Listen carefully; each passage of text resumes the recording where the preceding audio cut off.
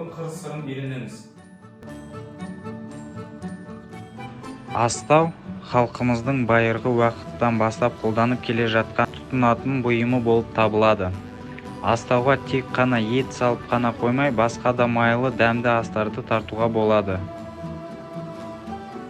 Әдіс-тәсілдерді меңгеру үшін ең алдымен қолөнершінің шеберлігі мен арнайы көркемдік дайындығы болса, бұйым жасауға арналған қажетті жағдайларын ұйымдастыруы қажет. Астау жасауға керекті заттар мен саймандар: арнайы кептірілген ағаш, қарындаш, сызғыш, циркуль, ағаш кесуге арналған ара, шапқы, қашау, өрнек салуға арналған фрезер станогы, құм қағаз, түрлі түсті бояғыш лактар.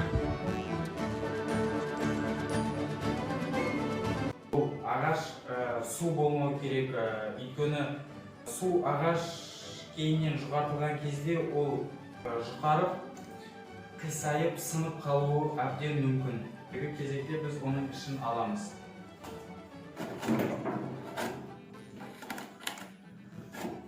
Пішін алып болғаннан кейін көріп тұрғандарыңыздай осындай пішін болып қалыптасады.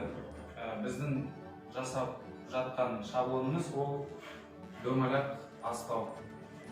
Дөңгелек астаудың біз басын шығарамыз, яғни осы жерінде мүйізі болады. Мынау басының пішіні, мынау ұстайтын қолы және де осындай аяғын шығаратын боламыз. Ұштап алғаннан кейін біз осы астаудың ою-өрнегін салатын боламыз.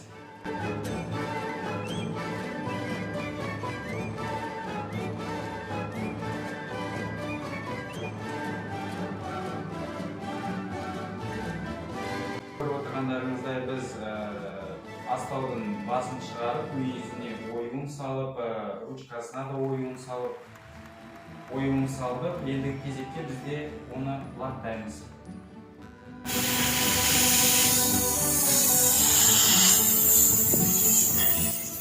Лакталған астаулар осындай кейіпке енеді.